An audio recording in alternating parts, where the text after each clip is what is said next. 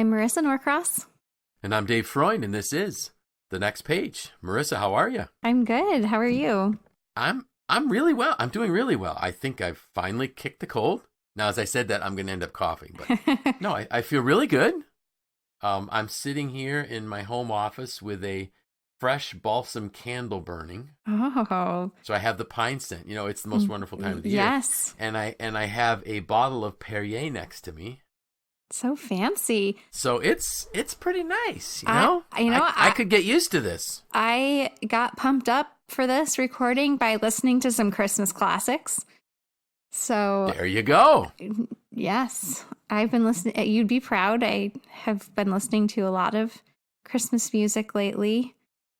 Good. It's been very soothing. I sit by my tree. I moved my tree so that I can spend more time enjoying it instead of having it in a room where we typically wouldn't see it very often. Yeah, good. So I am embracing the most wonderful time of the year. Good. Hey, and so one of my bucket list things was to watch A Christmas Carol. Is it done? And when my daughter was here from Ohio, Bethany said, we're going to watch it. And it ended up being the Saturday night before they went home, but we did. So I could check it off. Look at that. So my next one that is a definite is that by the time this podcast airs, it would be this coming Friday evening. It's the Holiday Pops concert with Symphoria. Oh, nice. Love that. That's one of my favorite things every year. And then, of course, we're going to have, the Christmas caroling at church, those kind of things. But anyways, it's cool. Yeah. So I have a question for you. Okay. Do you ever have trouble achieving your goals? That's a really great question. I'm going to go with 100% yes. All right. How about you? So I'm not alone. Oh, no. And it's, as I was in my post that went out this morning was 2 quick ways to gain traction on your goals today. And there are some goals, and I look at like my vision board that's next to my desk, and I love it when I have this bright red check mark that says done. And then there's others that just like, it's kind of like a hot stick in the eye, so to speak. It's like, nah, you didn't do me. And I'm, so what's wrong? And then I started one, so maybe I really didn't want it. But I do. I really do want it. All right, so what's wrong? Well, so I started doing a little bit of research, and I was listening to one of my favorite podcasts. And this is one of Michael Hyatt's company has a couple different podcasts. And one of them I started listening to, it's fairly new. It's about achieving goals and planning your week and that type of thing.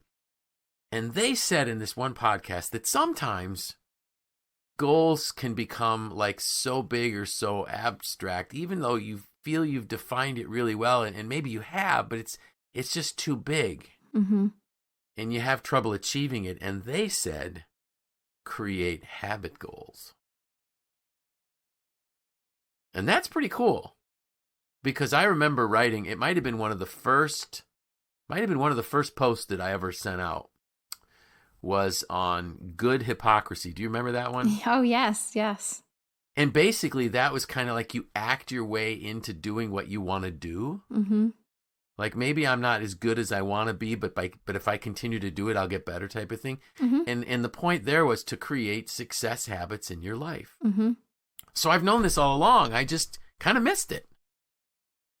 And one of the things that I wrote in the post was that, for me, every morning I get up and I go into the bathroom, and, after taking care of a couple things you have to take care of first thing in the morning, I brush my teeth. And I do it every day. I do exactly the same pattern every single day. And I never forget to brush my teeth. Now, if for some reason my pattern was interrupted, let's say the grandkids were staying here and one of them was crying and needed to be cared for or something, and my day gets off kilter, there's a chance I could forget to brush my teeth. I know that sounds really gross. This past Monday, when we had a snowstorm that hit overnight, my whole morning routine, my morning ritual was messed up because I had to go out and I had to clean the driveway off. Well, wouldn't you know, I forgot to I take an acid reflux medicine every morning. And all of a sudden I'm at work and I'm like, ugh, this kind of, oh my goodness, I forgot to take my medicine. Yep. The reason I forgot was my ritual was messed up. Mm-hmm. So I really think there might be something to these habit goals. Oh yeah, I definitely would agree to that. So, and I know you had mentioned before we started recording that you asked me if I had reread Randy's book. So Randy is our boss, but mm-hmm. so and you edited his book. So what are your thoughts about the habit goals? Because I know it wasn't a new topic for you. Mm-hmm. So, I mean, I think habit goals are a great way to break up something big into something smaller. So, we talked about before recording, like if your goal is to write a book, instead of thinking about like, okay, I need to write 30 chapters, think about, okay, I'm going to write 500 words a day, which is not much. I think the power of that is you can use that in anywhere in your life. So like I have to send out a lot of Christmas cards. It's the most wonderful time of the year. So in the past, I have dreaded doing it because it's a lot of cards for me to write, a lot of addressing, a lot of sealing, a lot of stuffing. So this year, instead, I made it a habit for an entire week that I was going to do 20 cards a day. Wow, cool. And that could mean 10 cards at breakfast, 10 cards at lunch, or whatever. Sure. I was doing 20 cards a day. And that was a great way to split it up and make it a little habit for the week and happily put those cards in the mail on Monday. But I think that if you're, if you're looking to I told you that one of my goals right now, I don't have many long-term goals right now. One of them is just general like self-care. Like we've talked about this many times. I'm a young mom. I feel like I'm aging at a rapid pace, however. But just wait till you're my age. When you're 58, you realize how rapid that these really kids is. are aging me.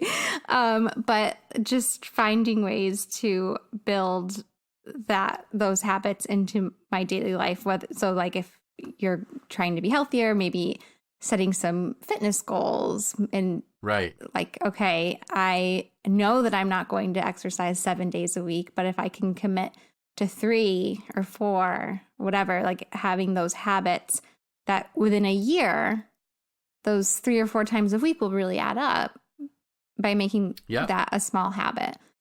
Sure. That's great. And the one that really pushed me to consider this the most was the book that I'm writing because, for the last 3 months I didn't write. And I want to, but I was too busy. I had so many things going on, and those are justifiable things. It's, it was clear. I mean, the things that I was working on, and so do our listeners. But the only way for me to get back on track is to identify, let's say 30 minutes a day or 45 minutes a day when I'm going to just write. And I mentioned to you before we started recording that like my morning rituals are fine. I have habits. So after I'm dressed and I've made my coffee, the first thing I do when I get back out into the kitchen, when I get out into the kitchen area, is I make the coffee, then I go shave, and I shave in the laundry room because my razor's really loud and I don't want to wake up the rest of the house. We are really seeing your morning routine here. It is so loud, it scares me. But I'm too cheap to buy a new one. But anyways, so then I come out, my coffee's made, I sit in my stressless chair next to the wood stove, and I go through and I have my morning routine, so to speak, which is my devotion time, my prayer time. I'm reflecting on the day before.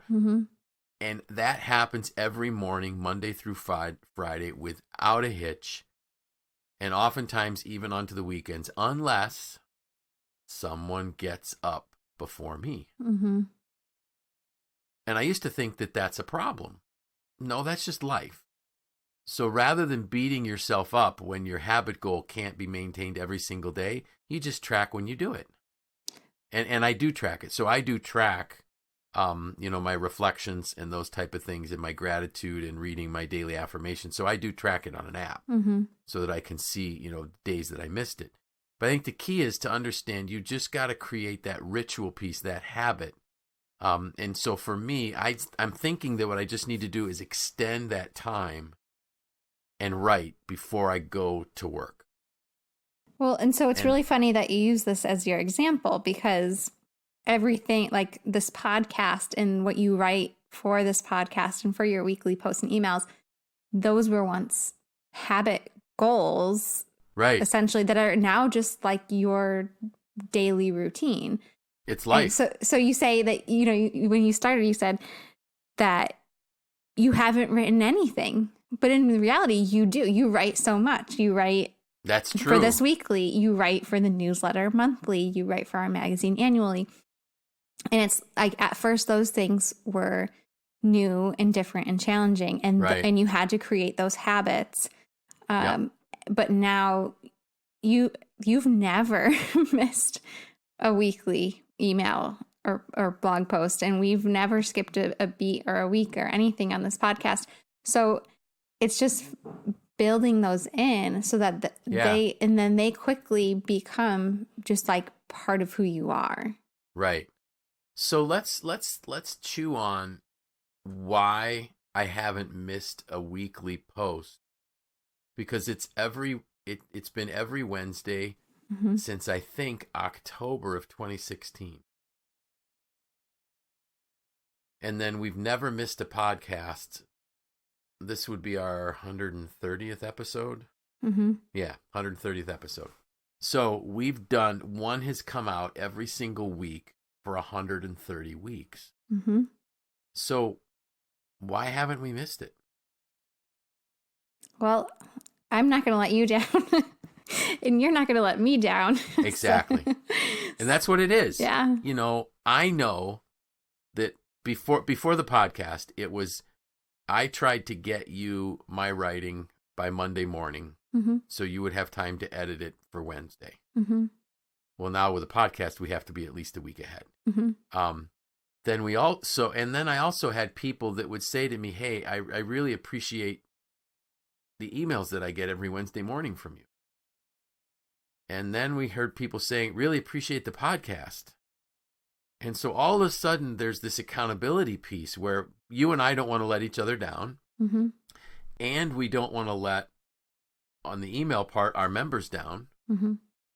And we don't want to let the listeners down. I mean, I know what it's like when I get up on whatever day of the week I'm looking for a podcast and it's not there. It's like, whoa, what happened?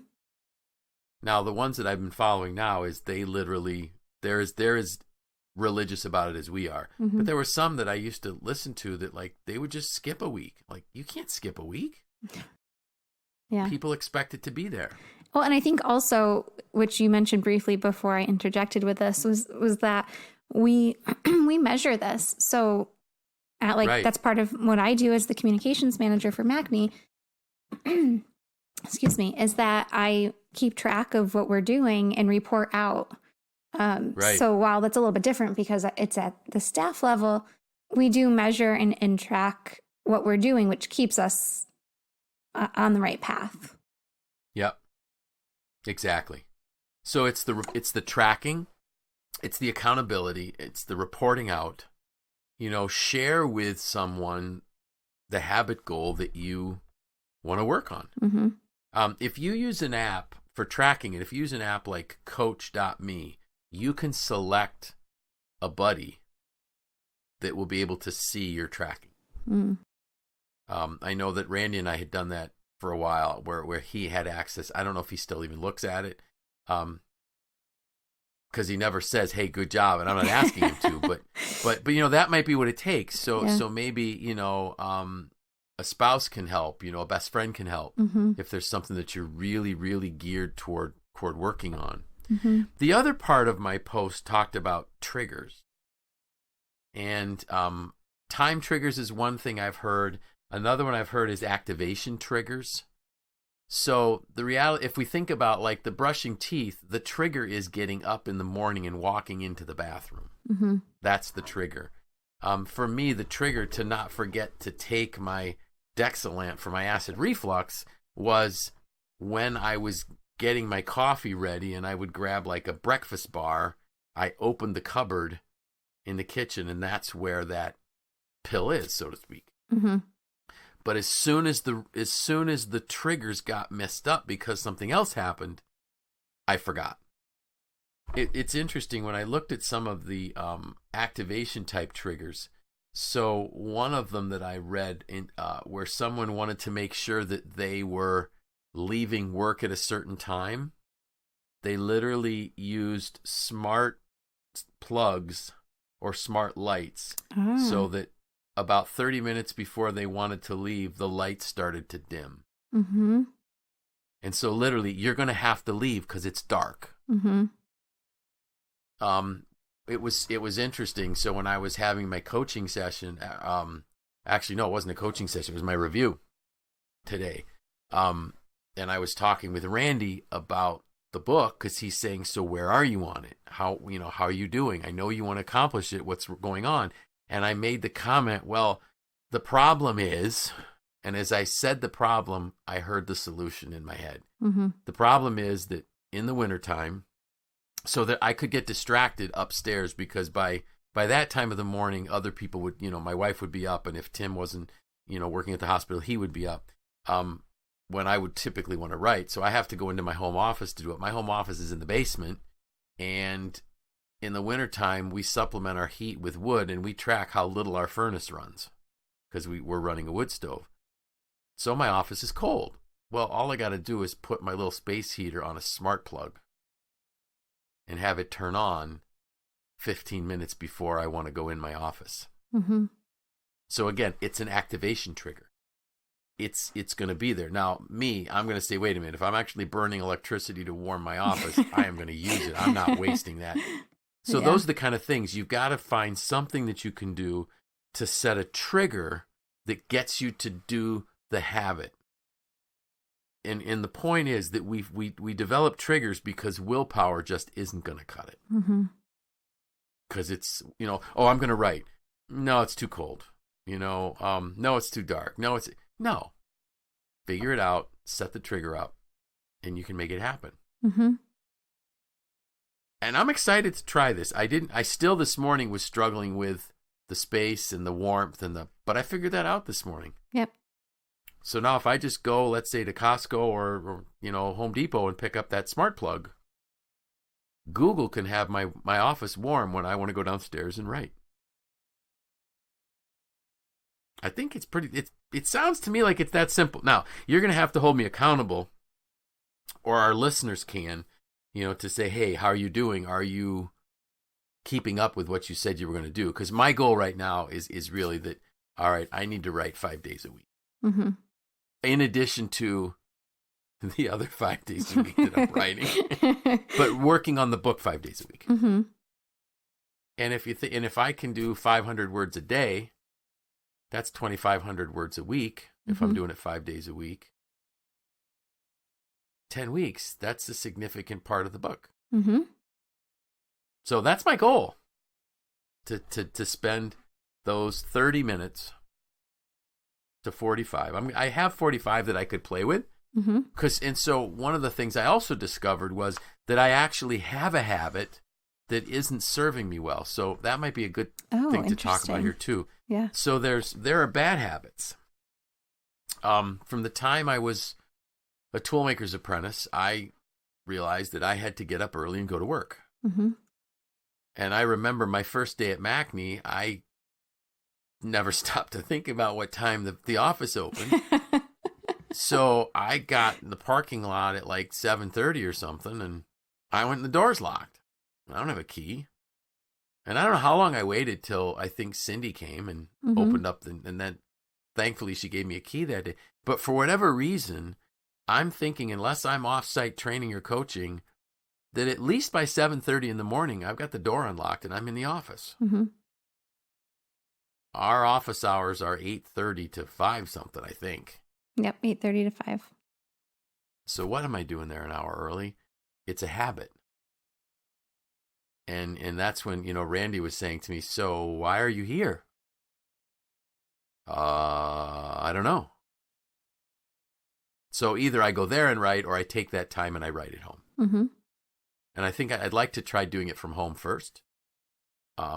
Because the distraction is if I go into work, there's all kinds of other things that are part of my regular day that are going to say, I need to be worked on right now. I'll see my desk, I'll see quotes, I'll see training programs I'm working on. And so I think I need to try to separate it. And so the activation trigger would be as soon as I finish, or the time trigger, as soon as I finish my morning ritual that I have right now, instead of going to work, I'm going to go downstairs to my office and work. And then I will show up in the office. Mm-hmm. So maybe next week you should say, how are you doing with that? I'm going to try not to be worried about the space heater setting on fire.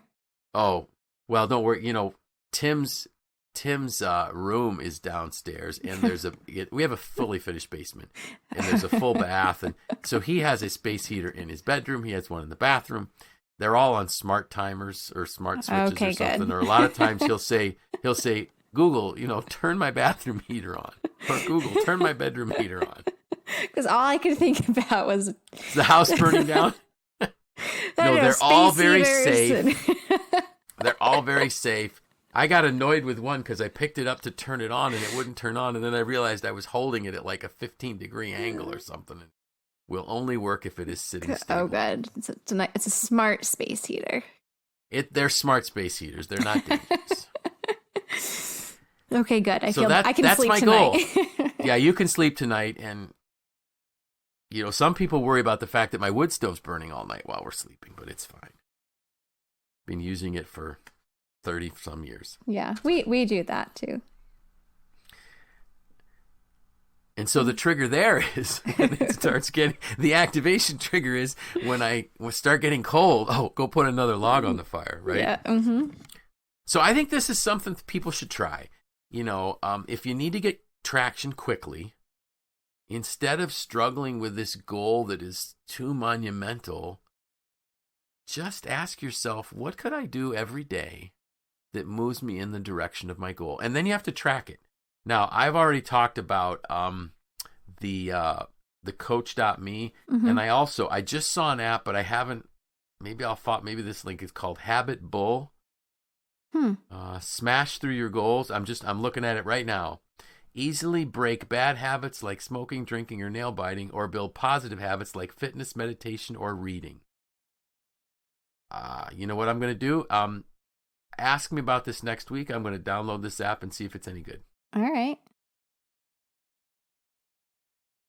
So, I mean, I think to just simplify the whole thing, really, a lot of this is coming down to what we can do with our routines. Yes. To just build in what we really want instead of, right. Because our routines are routines, right? Like we're currently going about our lives in this same routine. And so if it's not serving you, then it's time to edit those so that it sets you up for reaching your goals.